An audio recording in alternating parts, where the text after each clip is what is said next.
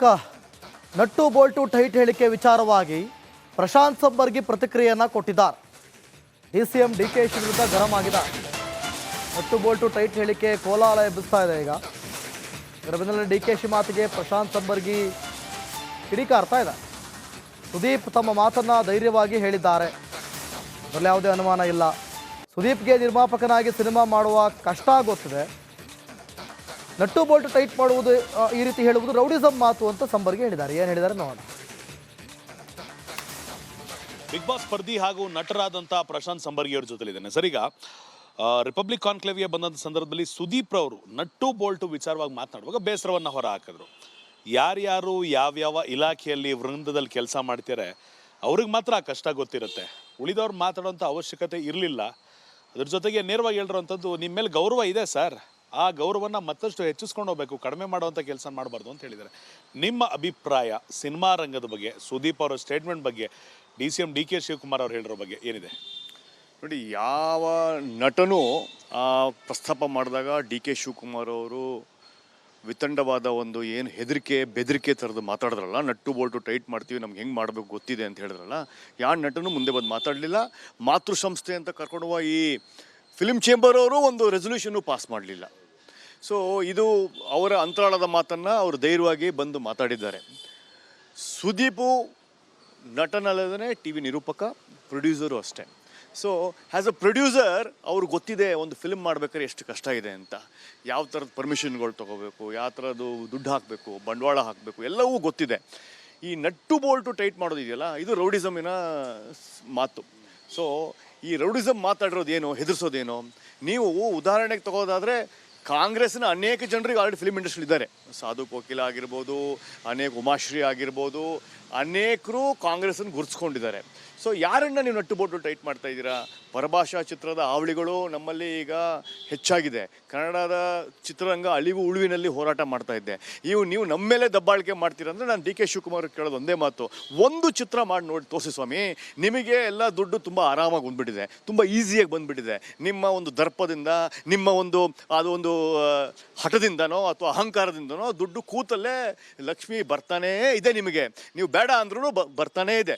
ಬಾಗಿಲು ಹಾಕೋದು ಕಿಟಕಿಯಿಂದ ಜಂಪ್ ಆಗಿ ಬರ್ತಾ ಇದೆ. ಅಷ್ಟು ದುಡ್ಡನ್ನು DK ಶಿವಕುಮಾರ್ ಅವರು ಮಾಡಿದ್ದಾರೆ. ಯಾವ ಮಾರ್ಗ ಅಂತ ಹೇಳೋದು ಅದು ಇನ್ನೊಂದು ಪ್ರಶ್ನೆ. ಅವ್ರಿಗೆ ದುಡ್ಡಿನ ವ್ಯಾಲ್ಯೂ ಗೊತ್ತಿಲ್ಲ, ಶ್ರಮದ ವ್ಯಾಲ್ಯೂ ಗೊತ್ತಿಲ್ಲ. ಕೇವಲ ಒಬ್ಬ ರಾಜಕೀಯ ವ್ಯಕ್ತಿಯಾಗಿ ನಾನು ಯಾರು ಹೆಂಗೆ ಬೇಕಾದ್ರೂ ಮಾಡ್ಬೋದು ಅನ್ನೋದು ನಟ್ಟು ಬೋಲ್ಟು ಟೈಟ್ ಮಾಡೋದು ಇದೆಯಲ್ಲ, ಅದು ತಪ್ಪು. ಎಸ್, ನಟ್ಟು ಬೋಲ್ಟು ಟೈಟ್ ಮಾಡುವ ಶಕ್ತಿ DK ಶಿವಕುಮಾರ್ಗಿದೆ, ಸರ್ಕಾರಕ್ಕಿದೆ. ಯಾರ್ಯಾರು ಟ್ಯಾಕ್ಸ್ ಕಟ್ಟಿಲ್ವೋ ಅವ್ರಿಗೆಲ್ಲ ಟ್ಯಾಕ್ಸ್ ಕಟ್ಟಿ ಅಂತ ಹೇಳ್ಬೋದು. ಯಾರ್ಯಾರು ಪರ್ಮಿಷನ್ ಬೇಕು ಅಂದವ್ರಿಗೆಲ್ಲ ಪರ್ಮಿಷನ್ ನಿರಾಕರಿಸ್ಬೋದು. ಎಲ್ಲೆಲ್ಲಿ ಶೂಟಿಂಗಿಗೆ ಇಂಡೋರೋ ಔಟ್ಡೋರೋ, ಲಾಲ್ಬಾಗೋ, ಕಬ್ಬನ್ ಪಾರ್ಕೋ, ನಂದಿ ಬೆಟ್ಟನೋ, ಎಲ್ಲೋ ಸಹ್ಯಾದ್ರಿ ಬೆಟ್ಟದಲ್ಲೂ ಶೂಟಿಂಗ್ ಮಾಡೋದನ್ನೆಲ್ಲ ನಿಲ್ಲಿಸ್ಬೋದು. ಮೊನ್ನೆ ತಾನೇ ಇತ್ತೀಚಿನ ದಿನಗಳಲ್ಲಿ ರಿಷಬ್ ಶೆಟ್ಟಿ ಅವರ ಕಾಂತಾರ ಚಿತ್ರಕ್ಕೆ ಅಲ್ಲಿನ DC ಕೊಟ್ಟಿರ್ತಕ್ಕಂಥ ನೋಟಿಸನ್ನು ನೀವು ನೋಡಿದ್ದೀರಾ. ಸೊ ಆ ಥರದ ನಟ್ಟು ಬೋಲ್ಟು ಟೈಟ್ ಮಾಡೋದು ಅನೇಕ ವಿಧಗಳು, ಅಸ್ತ್ರಗಳು ಸರ್ಕಾರದ ಕೈಯಲ್ಲಿದೆ. ಸರ್ಕಾರನ ಎದುರು ಹಾಕ್ಕೊಂಡು ಬದುಕೋಕ್ಕಾಗತ್ತಾ? ಖಂಡಿತ ಬದುಕೋಕ್ಕಾಗಲ್ಲ. ಆದರೆ ಸರ್ಕಾರ ಜೊತೆ ಮುಂದೆ ನುಗ್ಗುವ, ಶ್ರಮದಿಂದ ಬೆಳೆಯುವ ಸಾಹಸ ಮಾಡ್ಬೋದು. ನೀವು ಬೇರೆ ರಾಜ್ಯಗಳಲ್ಲಿ ಹೋಲಿಸಿದ್ರೆ ಸಬ್ಸಿಡಿ ಈಗಲೂ ಇದೆ, ಮಕ್ಕಳ ಚಿತ್ರರಂಗಕ್ಕೆ ಪ್ರೋಗ್ರಾಮ್ಸ್ ಇದೆ. ನೀವು ಚಿತ್ರರಂಗಕ್ಕೆ 2018ರಿಂದ ಇಲ್ಲಿವರೆಗೂ ಕರ್ನಾಟಕ ರಾಜ್ಯದಲ್ಲಿ ಒಂದು ಮಲ್ಟಿಪ್ಲೆಕ್ಸ್ ಓಪನ್ ಆಗಿರೋದು ಉದಾಹರಣೆ ನಂಗೆ ಕೊಟ್ಬಿಡಿ. ಯಾಕಂದರೆ ಅಷ್ಟು ರೂಲ್ಸ್ಗಳನ್ನು, ರೆಗ್ಯುಲೇಷನ್ಸ್ಗಳನ್ನು ನೀವು ಮಾಡಿಟ್ಟಿದ್ದೀರಾ. ಅಷ್ಟು ರೆಡ್ ಟೇಪಿಸಮನ್ನು, ಅಷ್ಟು ಗವರ್ನೆನ್ಸ್ಗಳನ್ನು, BBMP ಚೆಕ್ಸ್ ಆ್ಯಂಡ್ ಬ್ಯಾಲೆನ್ಸ್ಗಳನ್ನು, ಅಪ್ರೂವಲ್ಸ್. ಒಂದು ಬಿಲ್ಡಿಂಗ್ ಕಟ್ಟಬೇಕಾದ್ರೆ 43 ಸ್ಯಾಂಕ್ಷನ್ಸ್ಗಳು ಬೇಕು.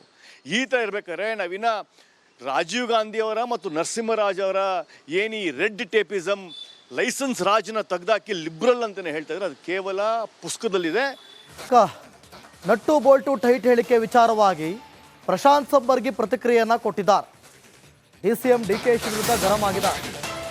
ನಟ್ಟು ಬೋಲ್ಟು ಟೈಟ್ ಹೇಳಿಕೆ ಕೋಲಾಹಲ ಎಬ್ಬಿಸ್ತಾ ಇದೆ. ಈಗ ಇದರ ಬೆನ್ನಲ್ಲೇ DKಶಿ ಮಾತಿಗೆ ಪ್ರಶಾಂತ್ ಸಂಬರ್ಗಿ ಕಿಡಿಕಾರ್ತಾ ಇದೆ. ಸುದೀಪ್ ತಮ್ಮ ಮಾತನ್ನ ಧೈರ್ಯವಾಗಿ ಹೇಳಿದ್ದಾರೆ. ಅದರಲ್ಲಿ ಯಾವುದೇ ಅನುಮಾನ ಇಲ್ಲ. ಸುದೀಪ್ಗೆ ನಿರ್ಮಾಪಕನಾಗಿ ಸಿನಿಮಾ ಮಾಡುವ ಕಷ್ಟ ಗೊತ್ತಿದೆ. ನಟ್ಟು ಬೋಲ್ಟ್ ಟೈಟ್ ಮಾಡುವುದು ಈ ರೀತಿ ಹೇಳುವುದು ರೌಡಿಸಮ್ ಮಾತು ಅಂತ ಸಂಬರ್ಗಿ ಹೇಳಿದ್ದಾರೆ. ಏನು ಹೇಳಿದ್ದಾರೆ ನೋಡೋಣ. ಬಿಗ್ ಬಾಸ್ ಸ್ಪರ್ಧಿ ಹಾಗೂ ನಟರಾದಂಥ ಪ್ರಶಾಂತ್ ಸಂಬರ್ಗಿ ಅವ್ರ ಜೊತೆಲಿದ್ದೇನೆ ಸರ್. ಈಗ ರಿಪಬ್ಲಿಕ್ ಕಾನ್ಕ್ಲೇವ್ಗೆ ಬಂದಂಥ ಸಂದರ್ಭದಲ್ಲಿ ಸುದೀಪ್ ರವರು ನಟ್ಟು ಬೋಲ್ಟು ವಿಚಾರವಾಗಿ ಮಾತನಾಡುವಾಗ ಬೇಸರವನ್ನು ಹೊರ ಹಾಕಿದ್ರು. ಯಾರ್ಯಾರು ಯಾವ್ಯಾವ ಇಲಾಖೆಯಲ್ಲಿ ವೃಂದದಲ್ಲಿ ಕೆಲಸ ಮಾಡ್ತಾರೆ ಅವ್ರಿಗೆ ಮಾತ್ರ ಆ ಕಷ್ಟ ಗೊತ್ತಿರುತ್ತೆ. ಉಳಿದವ್ರು ಮಾತಾಡೋಂಥ ಅವಶ್ಯಕತೆ ಇರಲಿಲ್ಲ. ಅದ್ರ ಜೊತೆಗೆ ನೇರವಾಗಿ ಹೇಳಿರೋಂಥದ್ದು, ನಿಮ್ಮ ಮೇಲೆ ಗೌರವ ಇದೆ ಸರ್, ಆ ಗೌರವನ ಮತ್ತಷ್ಟು ಹೆಚ್ಚಿಸ್ಕೊಂಡು ಹೋಗ್ಬೇಕು, ಕಡಿಮೆ ಮಾಡುವಂಥ ಕೆಲಸ ಮಾಡಬಾರ್ದು ಅಂತ ಹೇಳಿದ್ದಾರೆ. ನಿಮ್ಮ ಅಭಿಪ್ರಾಯ ಸಿನಿಮಾ ರಂಗದ ಬಗ್ಗೆ, ಸುದೀಪ್ ಅವರ ಸ್ಟೇಟ್ಮೆಂಟ್ ಬಗ್ಗೆ, DCM DK ಶಿವಕುಮಾರ್ ಅವ್ರು ಹೇಳಿರೋ ಬಗ್ಗೆ ಏನಿದೆ? ನೋಡಿ, ಯಾವ ನಟನೂ ಪ್ರಸ್ತಾಪ ಮಾಡಿದಾಗ DK ಶಿವಕುಮಾರ್ ಅವರು ವಿತಂಡವಾದ ಒಂದು ಏನು ಹೆದರಿಕೆ ಬೆದರಿಕೆ ಥರದ್ದು ಮಾತಾಡಿದ್ರಲ್ಲ, ನಟ್ಟು ಬೋಲ್ಟು ಟೈಟ್ ಮಾಡ್ತೀವಿ, ನಮ್ಗೆ ಹೆಂಗೆ ಮಾಡಬೇಕು ಗೊತ್ತಿದೆ ಅಂತ ಹೇಳಿದ್ರಲ್ಲ, ಯಾವ ನಟನೂ ಮುಂದೆ ಬಂದು ಮಾತಾಡಲಿಲ್ಲ. ಮಾತೃ ಸಂಸ್ಥೆ ಅಂತ ಕರ್ಕೊಂಡುವ ಈ ಫಿಲ್ಮ್ ಚೇಂಬರ್ ಅವರು ಒಂದು ರೆಸೊಲ್ಯೂಷನ್ನು ಪಾಸ್ ಮಾಡಲಿಲ್ಲ. ಸೊ ಇದು ಅವರ ಅಂತರಾಳದ ಮಾತನ್ನು ಅವರು ಧೈರ್ಯವಾಗಿ ಬಂದು ಮಾತಾಡಿದ್ದಾರೆ. ಸುದೀಪು ನಟನಲ್ಲದೇ TV ನಿರೂಪಕ, ಪ್ರೊಡ್ಯೂಸರು ಅಷ್ಟೇ. ಸೊ ಆ್ಯಸ್ ಅ ಪ್ರೊಡ್ಯೂಸರ್ ಅವ್ರಿಗೆ ಗೊತ್ತಿದೆ ಒಂದು ಫಿಲ್ಮ್ ಮಾಡ್ಬೇಕಾದ್ರೆ ಎಷ್ಟು ಕಷ್ಟ ಇದೆ ಅಂತ, ಯಾವ ಥರದ ಪರ್ಮಿಷನ್ಗಳು ತೊಗೋಬೇಕು, ಯಾವ ಥರದ್ದು ದುಡ್ಡು ಹಾಕಬೇಕು, ಬಂಡವಾಳ ಹಾಕಬೇಕು, ಎಲ್ಲವೂ ಗೊತ್ತಿದೆ. ಈ ನಟ್ಟು ಬೋಲ್ಟು ಟೈಟ್ ಮಾಡೋದಿದೆಯಲ್ಲ, ಇದು ರೌಡಿಸಮಿನ ಮಾತು. ಸೊ ಈ ರೌಡಿಸಮ್ ಮಾತಾಡಿರೋದೇನು, ಹೆದರ್ಸೋದೇನು? ನೀವು ಉದಾಹರಣೆಗೆ ತಗೋದಾದರೆ ಕಾಂಗ್ರೆಸ್ನ ಅನೇಕ ಜನರಿಗೆ ಆಲ್ರೆಡಿ ಫಿಲ್ಮ್ ಇಂಡಸ್ಟ್ರಿ ಇದ್ದಾರೆ. ಸಾಧು ಕೋಕಿಲ ಆಗಿರ್ಬೋದು, ಅನೇಕ ಉಮಾಶ್ರೀ ಆಗಿರ್ಬೋದು, ಅನೇಕರು ಕಾಂಗ್ರೆಸ್ಸನ್ನು ಗುರುತಿಸ್ಕೊಂಡಿದ್ದಾರೆ. ಸೊ ಯಾರನ್ನು ನೀವು ನಟ್ಟು ಬೋಟು ಟೈಟ್ ಮಾಡ್ತಾ ಇದ್ದೀರಾ? ಪರಭಾಷಾ ಚಿತ್ರದ ಹಾವಳಿಗಳು ನಮ್ಮಲ್ಲಿ ಈಗ ಹೆಚ್ಚಾಗಿದೆ. ಕನ್ನಡದ ಚಿತ್ರರಂಗ ಅಳಿವು ಉಳುವಿನಲ್ಲಿ ಹೋರಾಟ ಮಾಡ್ತಾ ಇದ್ದೆ. ನೀವು ನಮ್ಮ ಮೇಲೆ ದಬ್ಬಾಳಿಕೆ ಮಾಡ್ತೀರಂದ್ರೆ ನಾನು DK ಶಿವಕುಮಾರ್ ಕೇಳೋದು ಒಂದೇ ಮಾತು, ಒಂದು ಚಿತ್ರ ಮಾಡಿ ನೋಡಿ ತೋರಿಸಿ ಸ್ವಾಮಿ, ನಿಮಗೆ ಎಲ್ಲ ದುಡ್ಡು ತುಂಬ ಆರಾಮಾಗಿ ಬಂದುಬಿಟ್ಟಿದೆ, ತುಂಬ ಈಸಿಯಾಗಿ ಬಂದುಬಿಟ್ಟಿದೆ. ನಿಮ್ಮ ಒಂದು ದರ್ಪದಿಂದ, ನಿಮ್ಮ ಒಂದು ಅದೊಂದು ಹಠದಿಂದನೋ ಅಥವಾ ಅಹಂಕಾರದಿಂದನೋ ದುಡ್ಡು ಕೂತಲ್ಲೇ ಲಕ್ಷ್ಮಿ ಬರ್ತಾನೇ ಇದೆ. ನಿಮಗೆ ನೀವು ಬೇಡ ಅಂದ್ರೂ ಬರ್ತಾನೇ ಇದೆ. ಬಾಗಿಲು ಹಾಕೋದು ಕಿಟಕಿಯಿಂದ ಜಂಪ್ ಆಗಿ ಬರ್ತಾ ಇದೆ. ಅಷ್ಟು ದುಡ್ಡನ್ನು DK ಶಿವಕುಮಾರ್ ಅವರು ಮಾಡಿದ್ದಾರೆ. ಯಾವ ಮಾರ್ಗ ಅಂತ ಹೇಳೋದು ಅದು ಇನ್ನೊಂದು ಪ್ರಶ್ನೆ. ಅವ್ರಿಗೆ ದುಡ್ಡಿನ ವ್ಯಾಲ್ಯೂ ಗೊತ್ತಿಲ್ಲ, ಶ್ರಮದ ವ್ಯಾಲ್ಯೂ ಗೊತ್ತಿಲ್ಲ. ಕೇವಲ ಒಬ್ಬ ರಾಜಕೀಯ ವ್ಯಕ್ತಿಯಾಗಿ ನಾನು ಯಾರು ಹೆಂಗೆ ಬೇಕಾದ್ರೂ ಮಾಡ್ಬೋದು ಅನ್ನೋದು ನಟ್ಟು ಬೋಲ್ಟು ಟೈಟ್ ಮಾಡೋದು ಇದೆಯಲ್ಲ, ಅದು ತಪ್ಪು. ಎಸ್, ನಟ್ಟು ಬೋಲ್ಟು ಟೈಟ್ ಮಾಡುವ ಶಕ್ತಿ DK ಶಿವಕುಮಾರ್ಗಿದೆ, ಸರ್ಕಾರಕ್ಕಿದೆ. ಯಾರ್ಯಾರು ಟ್ಯಾಕ್ಸ್ ಕಟ್ಟಿಲ್ವೋ ಅವ್ರಿಗೆಲ್ಲ ಟ್ಯಾಕ್ಸ್ ಕಟ್ಟಿ ಅಂತ ಹೇಳ್ಬೋದು. ಯಾರ್ಯಾರು ಪರ್ಮಿಷನ್ ಬೇಕು ಅಂದವ್ರಿಗೆಲ್ಲ ಪರ್ಮಿಷನ್ ನಿರಾಕರಿಸ್ಬೋದು. ಎಲ್ಲೆಲ್ಲಿ ಶೂಟಿಂಗಿಗೆ ಇಂಡೋರೋ ಔಟ್ಡೋರೋ, ಲಾಲ್ಬಾಗೋ, ಕಬ್ಬಂ ಪಾರ್ಕೋ, ನಂದಿ ಬೆಟ್ಟನೋ, ಎಲ್ಲೋ ಸಹ್ಯಾದ್ರಿ ಬೆಟ್ಟದಲ್ಲೂ ಶೂಟಿಂಗ್ ಮಾಡೋದನ್ನೆಲ್ಲ ನಿಲ್ಲಿಸ್ಬೋದು. ಮೊನ್ನೆ ತಾನೇ ಇತ್ತೀಚಿನ ದಿನಗಳಲ್ಲಿ ರಿಷಬ್ ಶೆಟ್ಟಿ ಅವರ ಕಾಂತಾರ ಚಿತ್ರಕ್ಕೆ ಅಲ್ಲಿನ DC ಕೊಟ್ಟಿರ್ತಕ್ಕಂಥ ನೋಟಿಸನ್ನು ನೀವು ನೋಡಿದ್ದೀರಾ. ಸೊ ಆ ಥರದ ನಟ್ಟು ಬೋಲ್ಟು ಟೈಟ್ ಮಾಡೋದು ಅನೇಕ ವಿಧಗಳು, ಅಸ್ತ್ರಗಳು ಸರ್ಕಾರದ ಕೈಯಲ್ಲಿದೆ. ಸರ್ಕಾರನ ಎದುರು ಹಾಕ್ಕೊಂಡು ಬದುಕೋಕ್ಕಾಗತ್ತಾ? ಖಂಡಿತ ಬದುಕೋಕ್ಕಾಗಲ್ಲ. ಆದರೆ ಸರ್ಕಾರ ಜೊತೆ ಮುಂದೆ ನುಗ್ಗುವ, ಶ್ರಮದಿಂದ ಬೆಳೆಯುವ ಸಾಹಸ ಮಾಡ್ಬೋದು. ನೀವು ಬೇರೆ ರಾಜ್ಯಗಳಲ್ಲಿ ಹೋಲಿಸಿದ್ರೆ ಸಬ್ಸಿಡಿ ಈಗಲೂ ಇದೆ, ಮಕ್ಕಳ ಚಿತ್ರರಂಗಕ್ಕೆ ಪ್ರೋಗ್ರಾಮ್ಸ್ ಇದೆ. ನೀವು ಚಿತ್ರರಂಗಕ್ಕೆ 2018ರಿಂದ ಇಲ್ಲಿವರೆಗೂ ಕರ್ನಾಟಕ ರಾಜ್ಯದಲ್ಲಿ ಒಂದು ಮಲ್ಟಿಪ್ಲೆಕ್ಸ್ ಓಪನ್ ಆಗಿರೋದು ಉದಾಹರಣೆ ನಂಗೆ ಕೊಟ್ಬಿಡಿ.